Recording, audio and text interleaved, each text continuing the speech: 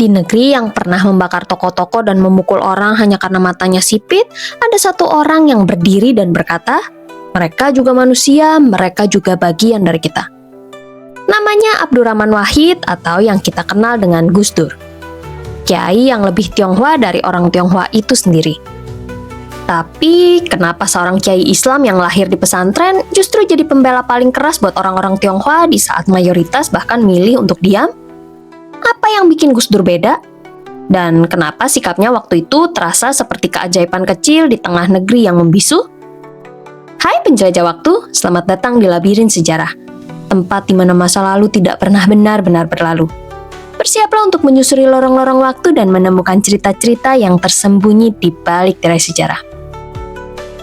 Bayangin hidup di masa ketika nama bisa bikin kamu dicurigai.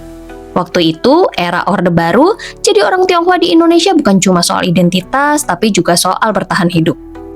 Mulai dari hal kecil, kayak nama Lim harus diubah jadi Salim biar nggak kelihatan asing. Tulisan Mandarin dilarang beredar, aksara Hanzi dianggap simbol berbahaya. Sekolah-sekolah berbahasa Mandarin ditutup, media Tionghoa dibredel, perayaan Imlek, jangan harap bisa pesta kembang api di depan rumah. Semua serba diam-diam, serba takut. Bayangin kamu lahir dan besar di Indonesia, tapi tiap kali tahun baru Imlek datang, kamu harus tutup jendela, matiin lampu, dan doa dalam bisikan biar nggak ketahuan tetangga atau aparat. Negara waktu itu bilang kita semua satu, tapi kenyataannya yang matanya sipit tetap dianggap beda. Di sisi lain, masyarakat Tionghoa sering dijadiin kambing hitam kalau ekonomi lagi susah. Harga naik, salah Cina. Krisis, juga salah Cina. Stereotip itu tumbuh diwariskan dari satu generasi ke generasi berikutnya sampai rasanya kayak sesuatu yang wajar. Dan selama puluhan tahun gak ada yang berani ngomong soal itu. Semua orang, bahkan orang-orang baik, memilih untuk diam. Itulah Indonesia waktu itu. Negeri yang katanya beragam, tapi di dalamnya ada satu golongan yang dipaksa bungkam, dipaksa menyesuaikan diri, bahkan dipaksa melupakan jati dirinya. Dan di tengah sunyi itulah Gus Dur datang. Tapi sebelum dia jadi sosok yang berani berdiri di depan banyak orang dan ngomong soal kemanusiaan, yuk kita mundur dulu ke awal hidupnya. Gus Dur lahir tahun 1940 di Jombang, Jawa Timur. Gus Dur bukan anak sembarangan. Dia cucu dari pendiri Nahdlatul Ulama yaitu Hadratus Syekh Hasyim Asy'ari dan anak dari Kiai Haji Wahid Hasyim yaitu Menteri Agama pertama Republik Indonesia. Keluarganya religius tapi juga terbuka. Rumahnya penuh buku, penuh obrolan serius tapi juga penuh tawa. Sejak kecil Gus Dur udah kelihatan beda. Dia nakal tapi bukan sembarang nakal. Nakalnya itu karena rasa penasarannya yang kelewat besar. Kalau anak lain main kelereng, dia malah tenggelam di tumpukan buku dari kitab kuning sampai novel Rusia yang tebal-tebal. Otaknya encer, daya ingatnya gila, dan yang paling khas adalah humornya. Pas teman-temannya belajar agama dengan cara hafalan, Gus Dur malah suka debat sama gurunya. Bukan karena sombong, tapi karena pengen tahu kenapa, dan bukan cuma apa. Dan dari situ kelihatan satu hal.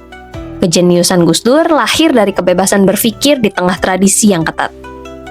Dia tumbuh di dunia pesantren, tapi pikirannya selalu bebas. Begitu dewasa, Gus Dur berangkat kuliah ke Kairo, Mesir, di Universitas Al-Azhar, salah satu pusat ilmu Islam paling bergengsi di dunia. Tapi ternyata dia nggak betah. Buat dia, sistem di sana terlalu kaku, terlalu banyak hafalan, dan nggak ngasih ruang buat mikir bebas. Akhirnya, Gus Dur pindah ke Baghdad, Irak. Dan di sanalah hidupnya mulai berubah arah. Di Baghdad, Gus Dur ketemu dunia baru. Di sana, kuliahnya bukan cuma soal agama, tapi juga filsafat, sastra barat, dan debat-debat panjang soal kehidupan. Dia nongkrong bareng sama berbagai macam mahasiswa, mulai dari yang Yahudi, Kristen, Marxis, nasionalis, bahkan yang nggak percaya sama Tuhan sekalipun. Tapi dia nggak ngerasa terganggu. Gus Dur justru senang karena tiap perbedaan buat dia adalah kesempatan buat belajar. Pelan-pelan dia makin yakin Islam seharusnya jadi rahmat dan bukan alat buat nakut-nakutin orang. Dari pengalaman di Baghdad itu lahir satu visi besar. Agama harus memanusiakan manusia. Orang-orang yang kenal dia waktu itu sering bilang Gus Dur itu aneh, tapi dunia emang butuh orang aneh yang bikin kita mikir. Sekitar akhir 1960-an, setelah pulang dari luar negeri, Gus Dur sempat tinggal di Yogyakarta lalu pindah ke Jakarta. Dan di dua kota itu hidupnya makin berwarna. Dia nggak cuma sibuk ngajar atau nulis, tapi juga nongkrong bareng siapa aja, mulai dari santri, aktivis, seniman, sampai teman-teman Tionghoa. Dia gampang akrab sama siapapun, dari tukang beca sampai profesor, dari kiai sampai pendeta. Waktu itu juga, sekitar akhir 1960-an sampai awal 1970-an, Gus Dur mulai dikenal sebagai jurnalis dan penulis lepas. Dia nulis di berbagai media kayak Tempo, Kompas, dan Prisma. Tapi dia bukan jurnalis yang cuma nyari berita, tapi dia lebih kayak pemikir yang pakai tulisan buat ngajak orang mikir lebih dalam. Tulisan-tulisannya ngebahas soal keislaman, keadilan sosial, sampai hubungan antar agama, semua dengan gaya yang cerdas, humoris, tapi nyelekit. Lewat tulisan, Gus Dur belajar satu hal penting, cara berdebat tanpa membenci. Gus Dur punya satu kebiasaan yang nggak pernah berubah. Dia suka banget baca dan ngobrol lintas topik. Pagi bisa baca tafsir Al-Quran, siang baca Karl Marx, malamnya diskusi soal film atau musik. Dan dari semua pertemuan itu dia belajar satu hal penting, yaitu setiap orang punya kebenarannya sendiri. Waktu di Yogyakarta dan Jakarta itu juga, Gus Dur makin dekat dengan teman-temannya yang Tionghoa. Dia sering berdiskusi dengan mereka tentang nilai-nilai kemanusiaan dan menemukan banyak kesamaan antara ajaran moral Islam dan pemikiran Konfusius. Buat Gus Dur, perbedaan itu bukan ancaman, itu sumber ilmu, kata salah satu sahabatnya. Dia nggak ngelihat etnis atau agama sebagai tembok, tapi sebagai jendela. Semakin banyak jendela dibuka, semakin luas pandangannya. Makanya waktu banyak orang masih sibuk mikirin siapa yang paling benar, Gus Dur justru mikirin gimana caranya kita bisa hidup bareng tanpa saling takut. Jadi, kecintaan pada pluralisme nggak muncul tiba-tiba pas jadi presiden, akar pikirannya udah tumbuh sejak masa mudanya dari obrolan santai di ruang tamu teman-teman Tionghoanya. Dari situlah pelan-pelan terbentuk pribadi Gus Dur yang kita kenal nanti, kiai yang bisa nyambung sama siapa aja, entah itu santri, aktivis, pendeta, atau bahkan ateis. Dan semua pengalaman itu jadi fondasi kuat buat langkah besar yang akan dia ambil begitu dia masuk gelanggang yang lebih besar, yaitu Nahdlatul Ulama. Pulang ke Indonesia, Gus Dur mulai aktif di Nahdlatul Ulama atau NU, organisasi yang didirikan kakeknya sendiri, yaitu Hadratus Syekh Hasyim Asy'ari. Tahun 1984, Gus Dur terpilih jadi ketua umum PBNU. Tapi bukannya cuma nerusin tradisi lama, dia malah bikin arah baru. Gus Dur mengubah NU dari organisasi politik jadi gerakan sosial dan kultural.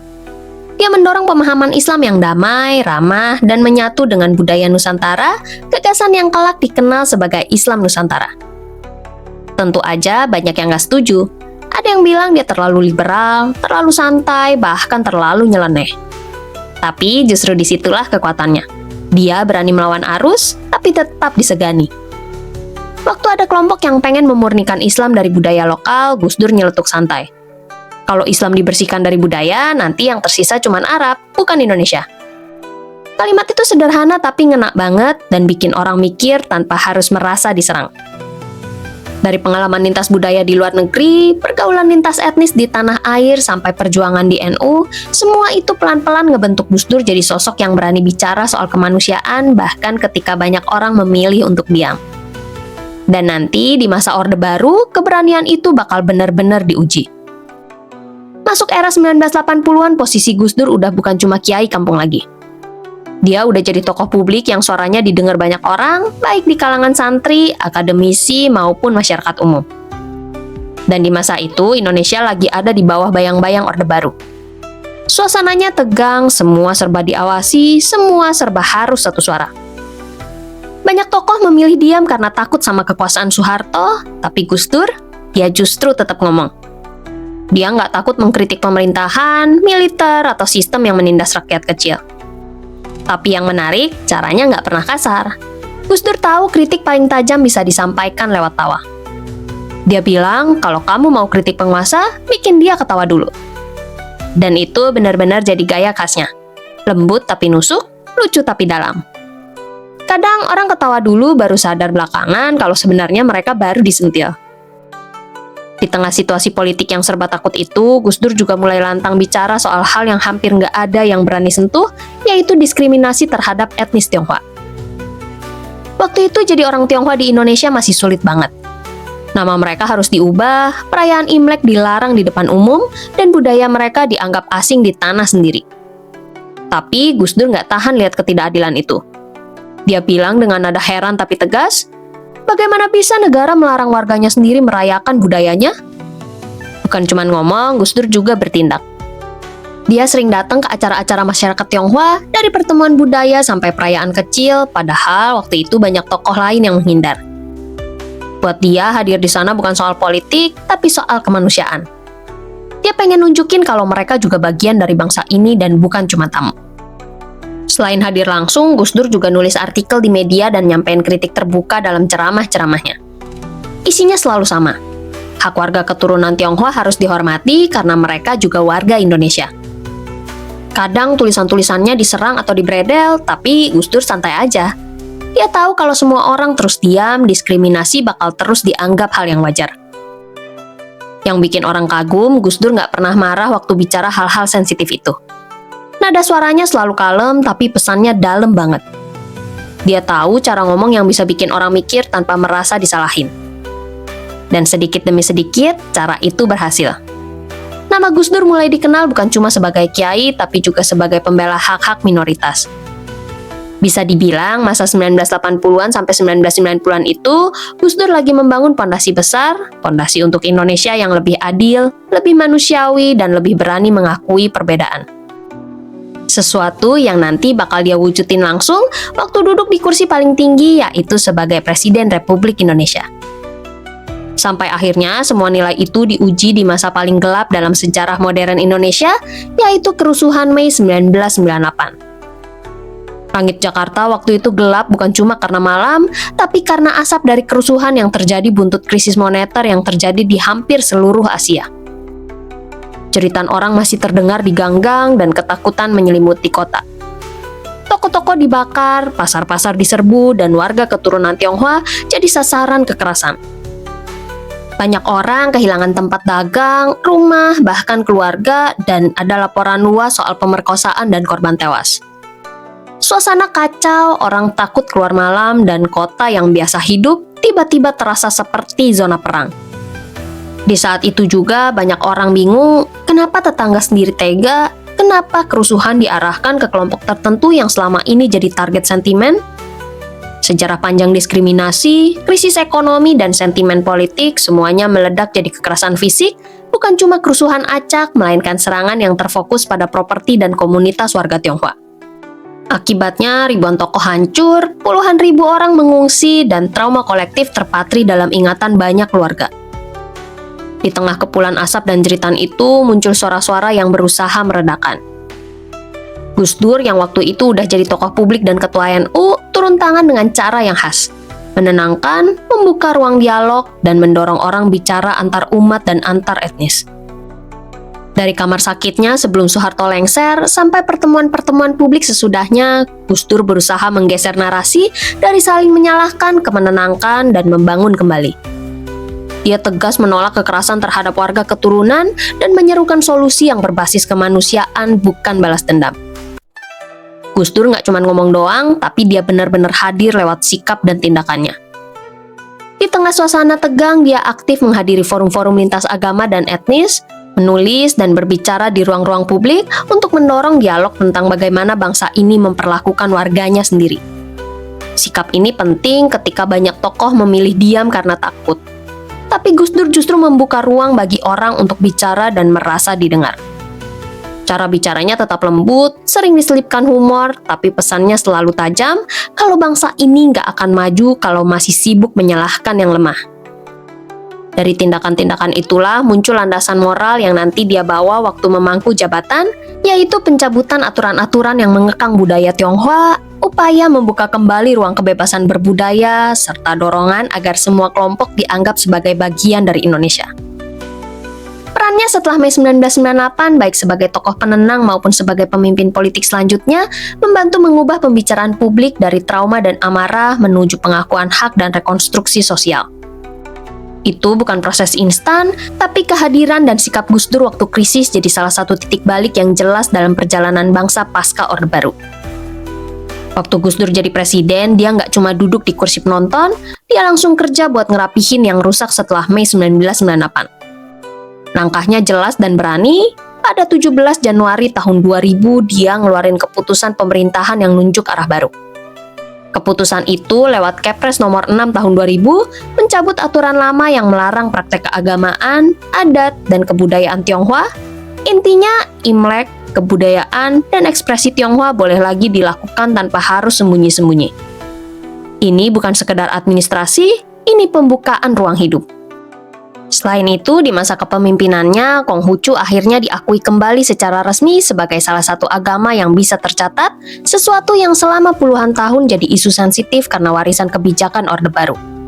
Pengakuan ini berarti umat Konghucu bisa beribadah dan mengorganisir diri secara lebih terbuka, bukan lagi tersekat atau dipaksa masuk kategori lain. Langkah lain yang penting, simbol-simbol kecil tapi bermakna besar mulai kembali muncul.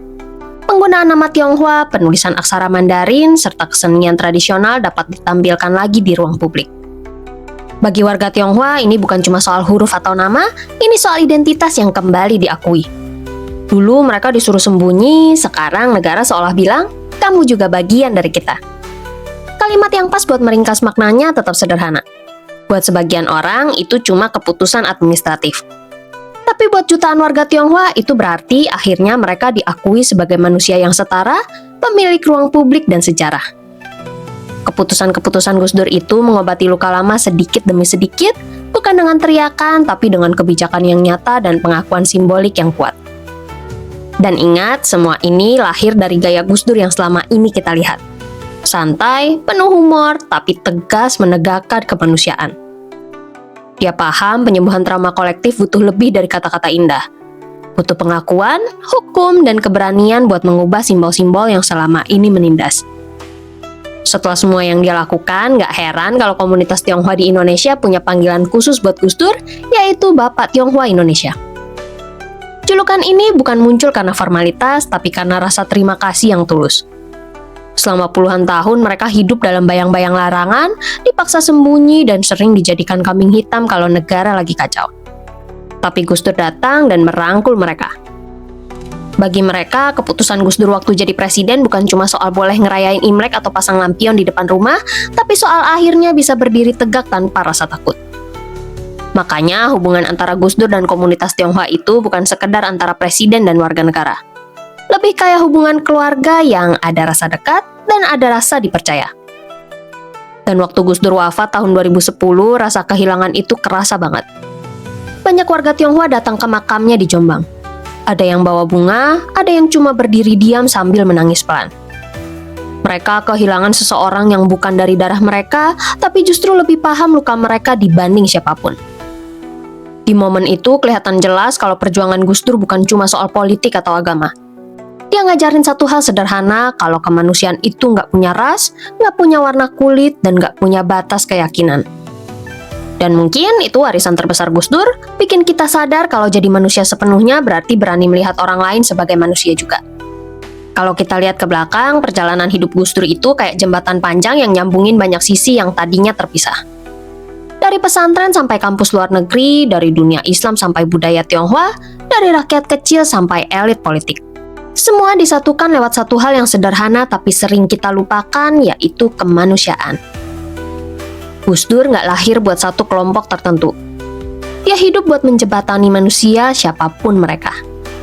Buat dia, yang penting bukan suku, bukan agama, apalagi matanya sipit atau enggak. Yang penting semua orang punya tempat yang sama di negeri ini. Dan mungkin di situ letak keistimewaan Gus Dur. Dia nggak cuma ngomong soal toleransi di panggung, tapi bener-bener ngejalanin itu dari hati. Bahkan ketika banyak orang sibuk bela kelompoknya sendiri, Gus Dur justru sibuk mikirin gimana semua orang bisa hidup tanpa saling curiga. Akhirnya kita sadar, kadang pahlawan sejati itu bukan yang ngebela golongannya sendiri, tapi yang berani berdiri buat mereka yang nggak punya suara.